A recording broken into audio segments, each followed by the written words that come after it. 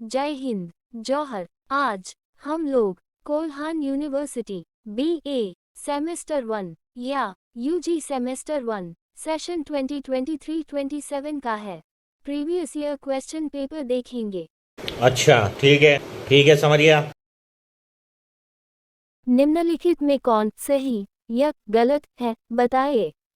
ए। मुंबई शहर भारत के पूर्वी तट पर स्थित है। यहाँ देखिए, मुंबई शहर भारत के पूर्वी तट पर स्थित नहीं है।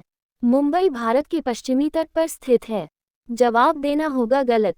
मुंबई अरब सागर के किनारे महाराष्ट्र राज्य में स्थित है। भारत के पूर्वी तट पर जो प्रमुख शहर आते हैं वे हैं चेन्नई तमिलनाडु, विशाखापत्तनम आंध्र प्रदेश, कोलकाता पश्चिम बंगाल आदि आते हैं। बी। ताजमहल केवल लाल पत्थर का प्रयोग करके निर्मित है। आंसर इट्स रॉन्ग, ये गलत है। ताजमहल का मुख्य ढांचा सफेद संगमरमर से बना है, जबकि आसपास की संरचनाओं मस्जिद, दरवाजा आदि में लाल पत्थर का उपयोग हुआ है। इसलिए ये कहना गलत है कि ताजमहल केवल लाल पत्थर से बना है। आंसर होगा गलत। सी। पंचतंत्र एक प्रसिद्ध पंक्ति कथा संग्रह है। हाँ, बिल्कुल सही। पंचतंत्र एक प्रसिद्ध पंक्ति कथा संग्रह है। पंचतंत्र संस्कृत में रचित नीति कथाओं का एक संग्रह है, जिसका उद्देश्य जीवन के व्यवहारिक ज्ञान और नीति सिखाना है। तो आंसर सही होगा डी। भारतीय शिक्षा प्रणाली में सामाजिक समानता की प्राथमिकता नहीं है। नहीं, ये कथन सही नहीं है। भारतीय शिक्षा प्रणाली में सामाजिक समानता को प्राथमिकता दी गई है। भारतीय संविधान में शिक्षा का अधिकार राइट टू एजुकेशन अनुच्छेद 21A के तहत 6 से 14 वर्ष तक के सभी बच्चों को निःशुल्क और अनिवार्य शिक्षा का अधिकार है। ये सामाजिक समानता को बढ़ावा देता है।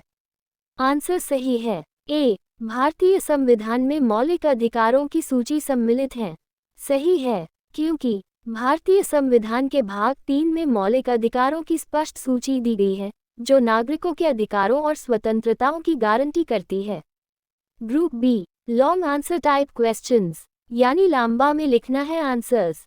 निम्नलिखित में से किन्हीं 3 प्रश्नों के उत्तर दें। क्वेश्चन नंबर 2, भारतीय उच्च पर्वत चोटियों के महत्व और प्रभाव का चर्चा करें।